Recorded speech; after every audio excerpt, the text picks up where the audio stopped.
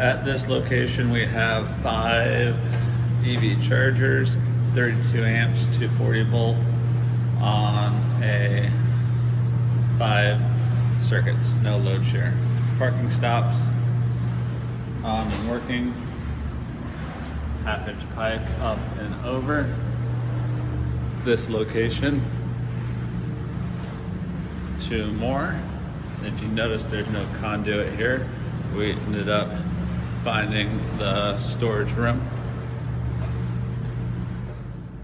and ran all our conduit on the backs of the wall, came in through the rear access point, conduit up and over, LV going through the wall.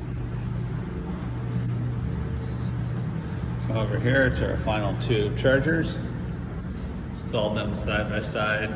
We used 2 bollards here because the inspectors are quite picky. Down with liquid tight and through to our 3-phase sub panel.